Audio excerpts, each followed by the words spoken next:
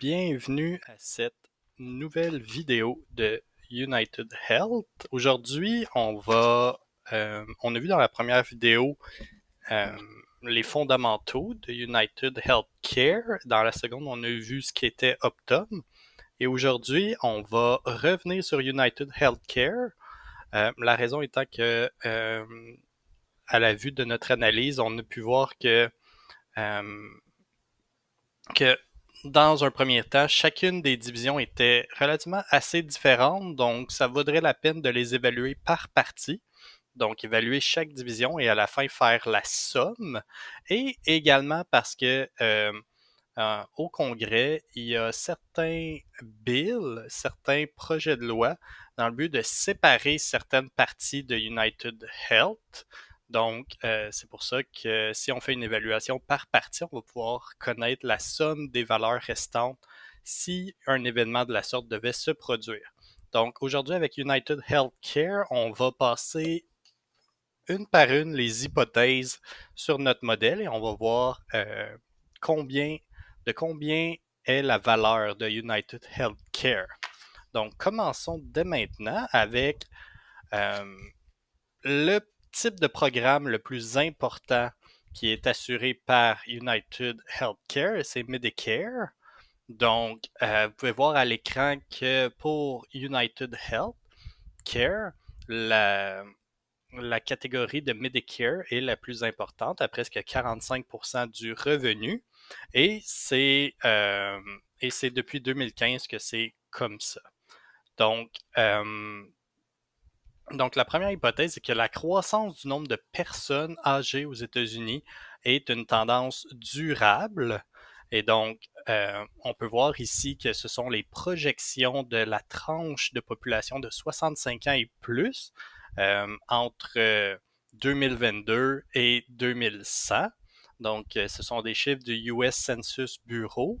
Et donc, en 2030, on s'attend à ce que le nombre de personnes en haut de 65 ans soit de presque 72 millions.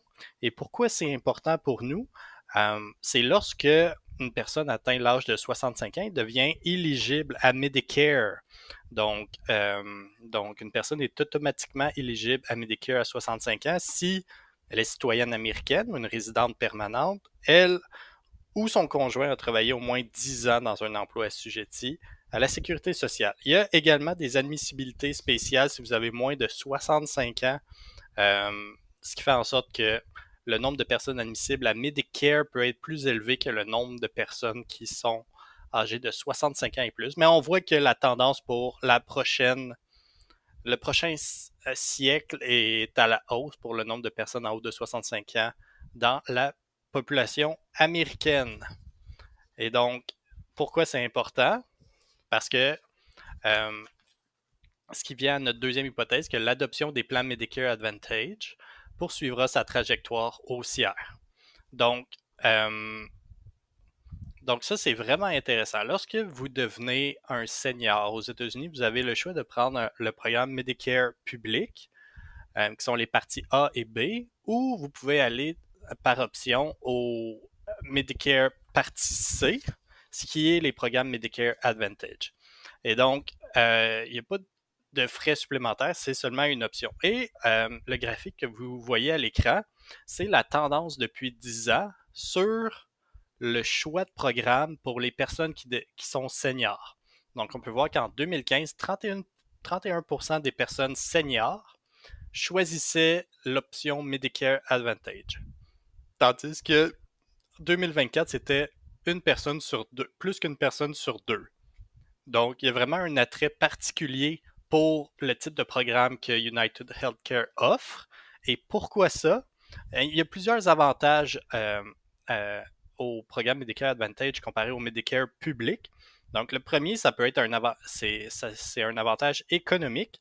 Donc, dans les programmes Medicare Advantage, il y a un plafond des dépenses. Donc, ça veut dire que annuellement, il va y avoir un maximum qui va devoir sortir de la poche, euh, qui peut sortir de la poche d'une personne senior, tandis que dans le Medicare public, c'est pas le cas. Donc, ça fait en sorte que pour les personnes qui sont disons, à plus faible revenu à la retraite, ça peut être plus sécuritaire ou ils peuvent mieux se sentir de choisir un plan comme celui-ci. Ensuite, Euh, il y a, il y a juste au niveau de l'offre de services, dans les plans Medicare Advantage, il y a une inclusion de services supplémentaires sans coût additionnel. On peut penser à vision dentaire, audition, transport médical, etc. Tout ça vient avec ce type de forfait-là. Euh, Simplicité administrative, donc Medicare Advantage offre un one-stop shop, contrairement à quelqu'un qui voudrait euh, prendre le volet A, le volet B, le volet D des différents programmes. Donc, pour la personne senior, ça vient réduire la complexité. Euh, le Medicare Advantage gère également directement les réclamations et le processus. Donc, pour des personnes qui ne veulent pas se casser la tête avec leur couverture d'assurance santé, ça peut être vraiment intéressant. Et donc, l'ensemble de ces composantes vient sensiblement augmenter l'expérience client. Donc, vraiment, c'est parmi les choses qui viennent augmenter l'attrait de ce type de programme. Bien sûr, pour les patients, ça devient intéressant, mais pour United Healthcare, on peut se demander, OK, pourquoi ce programme-là, pour eux, est intéressant. Et c'est ce qui nous amène à notre prochaine slide. Et donc, on peut voir la prime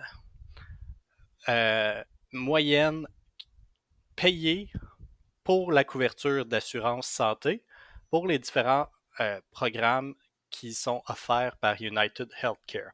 On peut voir au bas de l'écran que les employeurs et individus, pour le segment domestique, c'est autour de 2 500 $ par année la prime d'assurance santé, tandis que pour des programmes publics comme Medicaid ou Medicare, les primes vont être vraiment plus grandes et en croissance comparé à ce type de prime-là. Donc, c'est une des raisons pour laquelle United Healthcare s'est positionné sur ce type de programme-là. Et donc voilà. Donc, comme troisième hypothèse, United Healthcare va maintenir sa position dominante et stable dans le Medicare Advantage, malgré l'intensification de la concurrence. Et pour ça, on va regarder le positionnement de United Healthcare à travers le temps. Donc, on peut voir que sa part de marché a été relativement constante et c'est quelque chose qu'on va mettre comme hypothèse pour le futur. Donc, on peut voir que parmi les choses qui lui permettent de défendre son positionnement, il y a d'une part sa force de vente, mais également son intégration avec Optum, qui permet justement de bien identifier, de bien couvrir les patients. Mais ce que ce graphique-là nous dit également, c'est que la croissance pour cette catégorie de marché-là ne viendra pas d'une amélioration des marges, mais va venir de l'agrandissement du bassin potentiel. Et donc, on voit que l'agrandissement du bassin potentiel était important puisque la trajectoire pour les gens de 65 ans et plus aux États-Unis semble être en forte croissance pour les décennies à venir. Et donc, c'est intéressant parce que non seulement si United Healthcare peut garder des marges intéressantes, on voit également qu'à travers les cycles économiques, les primes associées à Medicare ont également été à chaque année relativement positives. Ce qui fait en sorte que ce qu'on peut anticiper, c'est le fait que le nombre de personnes couvertes par Medicare Advantage de United Healthcare va augmenter, mais également la prime individuelle va également augmenter à travers le temps.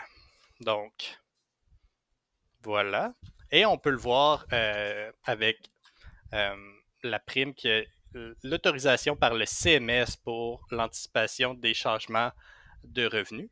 Donc, si vous voyez la colonne de droite, le 2026 Rate Announcement, donc, au final, le CMS, qui est l'agence réglementaire qui détermine quelle est une augmentation permise pour les plans Medicare Advantage, a fixé à approximativement 5%, ce qui est, si on retourne à notre graphique précédent, dans les eaux historiques Et donc, on va utiliser ça dans notre modèle de prévision.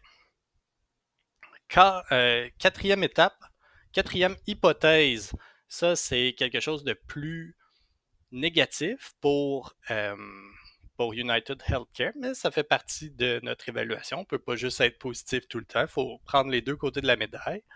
Donc, il y a 4 enjeux qui vont limiter, si on veut, les opportunités pour United Healthcare. Donc, la première étant les pratiques de codage agressives seront plus encadrées strictement à l'avenir. Des coupes budgétaires futures pourraient limiter la générosité des remboursements au plan privé. L'intégration verticale pourrait être remise en cause, affectant la rentabilité globale du groupe. Et la fenêtre politique pour restreindre l'expansion du privé dans Medicare n'est pas fermée. On va voir qu'est-ce que chacun de ces points-là veut dire. Donc, premièrement, vous l'avez peut-être vu le mois dernier, le fait que United Health est sous investigation par le département de la justice fait l'objet de plusieurs enquêtes concernant ses pratiques de facturation dans le cadre du programme Medicare Advantage, notamment en ce qui concerne le upcoding. Le upcoding, c'est quoi?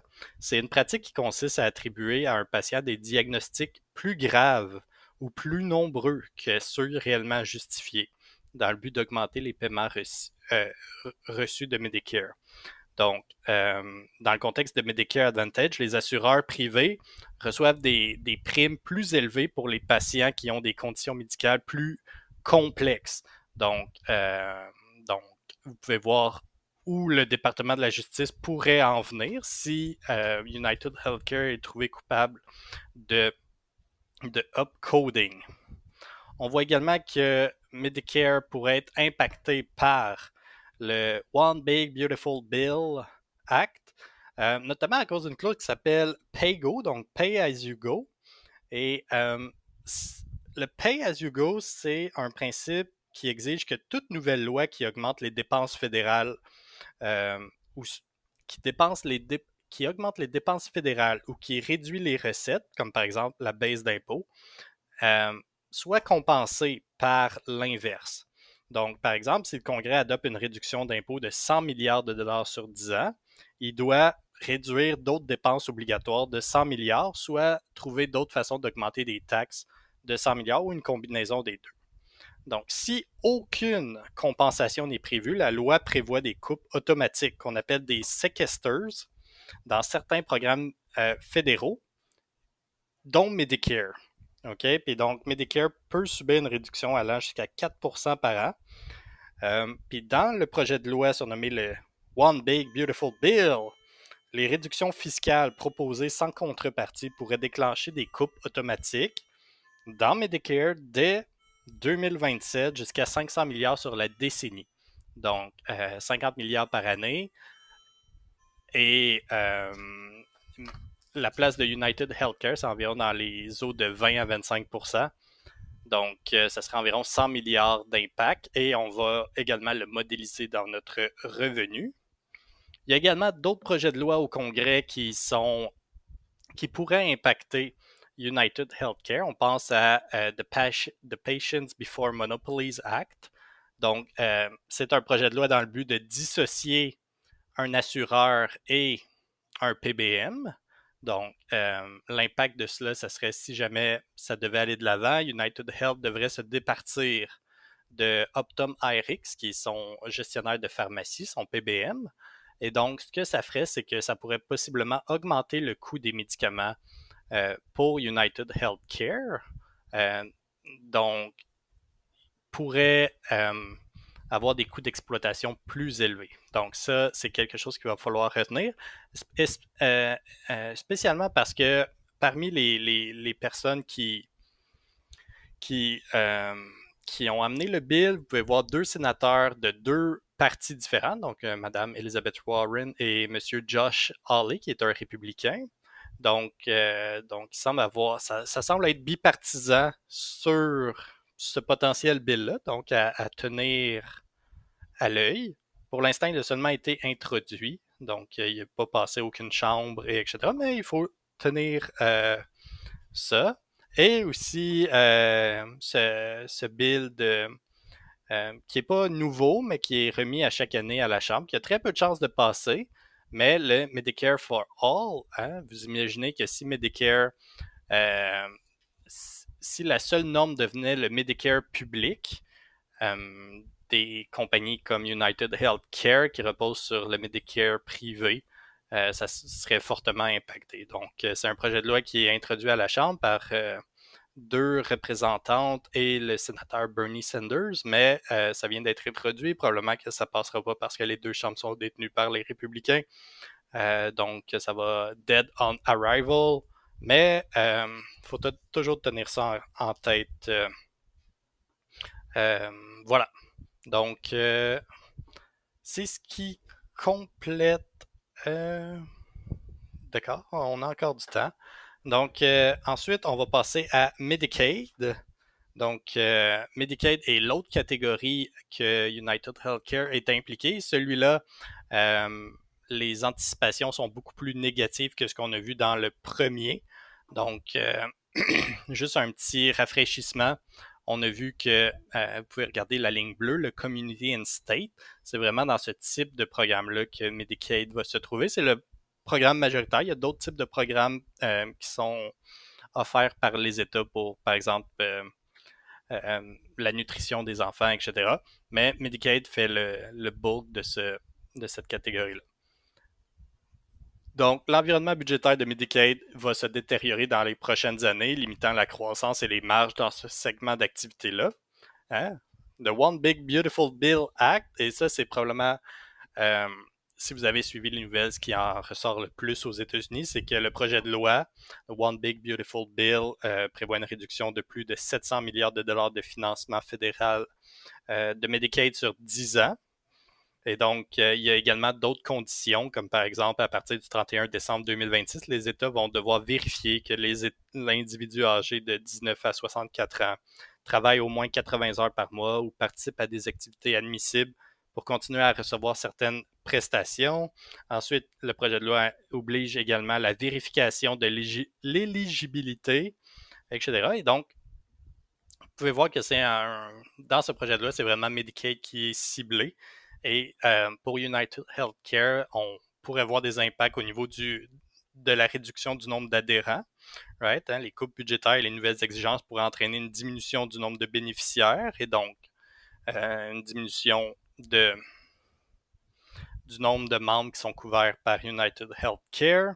Ensuite, les nouvelles obligations de vérification et de conformité pourraient accroître les coûts opérationnels de United Healthcare, pour avoir une pression sur les marges bénéficiaires. Donc, dans notre modélisation, c'est vraiment quelque chose qu'on va garder en tête. Et donc, on va le voir plus tard, mais par exemple, pour ce segment, je prévois une décroissance dans ce type d'activité-là pour United Healthcare. Et donc, on peut voir ce qui est proposé dans le Reconciliation Bill qui a passé la Chambre des représentants, mais qui est encore en discussion au Sénat. Donc, euh, on voit que ça peut être au niveau de l'éligibilité, des normes pour le travail, etc. Donc, voilà. Le segment Medicaid restera une source de revenus instable pour United Healthcare, affecté par des chocs réglementaires, budgétaires et politiques fréquents. Donc, ça, j'ai trouvé ça vraiment intéressant comme graphique parce que ça dit la croissance des primes sur Medicaid et on peut voir qu'il y a vraiment un choc. C'est vraiment très volatile pour United Healthcare, fortement bénéficié sous la présidence de M. Biden. Et par la suite, il semble que les primes pour Medicaid vont retourner très, très basses si ce n'est pas une certaine décroissance dans ce type de prime-là. Donc, on va le prendre en considération dans notre modélisation. Ensuite, le troisième segment, c'est vraiment au niveau des employeurs et des individus. Donc, surtout le segment domestique, parce que comme vous pouvez le voir à l'écran au niveau global, United Healthcare se départit d'une bonne partie de ses activités. On avait certains actifs au Brésil, mais ils ont été vendus au cours de l'année dernière. Donc, Les primes commerciales ralentissent durablement, signalant une saturation et une moindre importance stratégique de ce segment pour la croissance future de United Healthcare. Et donc, on peut voir que au niveau de l'assurance commerciale, les primes, à cause du marché compétitif, les primes sont à la baisse justement, à cause qu'il y a beaucoup de gens qui peuvent assurer ce type de risque-là, ça devient un combat sur qui peut assurer le moins cher. Et c'est pour ça que ce type de prime-là. Et donc, ça va impacter définitivement le groupe, cette catégorie d'assurance-là. Et donc, ça sera vraiment pas le focus de notre modélisation, mais c'est bon à retenir. Une chose très intéressante, par contre, c'est que je ne sais pas si ça va avoir assez d'impact parce que lorsqu'on voit le type de produit qui est offert par United Healthcare pour les employés et les individus, on voit que c'est davantage un mode basé sur les frais. Ça veut dire qu'il n'y a pas de transfert de risque. United Healthcare ne prend pas le risque associé aux employés d'un employeur. Mais ça va vraiment être plus l'employeur qui prend le risque pour ses employés. United Healthcare fait seulement administrer le plan en échange d'un frais d'administration, ce qui est un modèle beaucoup plus stable que, par exemple, prendre le risque pour l'employeur. Et encore une fois, dans le One Big Beautiful Bill, il y a aussi certains sous-segments de cette catégorie-là qui pourraient être impactés, notamment les subventions pour les marchés de l'Affordable Care Act. Donc, ces subventions-là permettent à des millions d'Américains à revenus modestes d'acheter une couverture santé sur les Health Insurance Marketplace à un coût réduit. Et donc, si ces subventions venaient à être réduites, ça rendrait les primes pour s'assurer beaucoup plus chères, ce qui pourrait pousser une certaine catégorie de gens à l'extérieur du marché de l'assurance santé, notamment les personnes qui sont jeunes et en santé. Se dirait à la place de payer une prime très élevée, je vais juste pas en prendre. Et aussi, ce que ça pourrait occasionner, c'est un risque de dégradation du mix des risques. Je vous donne un exemple. Supposons que tous les jeunes individus quittent ces différents types de programmes-là, ce qui fait en sorte que ceux qui restent sont ceux qui sont en moins bonne santé, ce qui peut mettre de la pression sur les marges dans ce type de programme-là. Donc, voilà. Est-ce qu'on...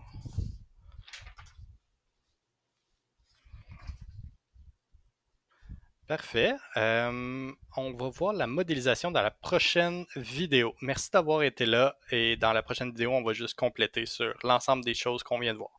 Merci beaucoup!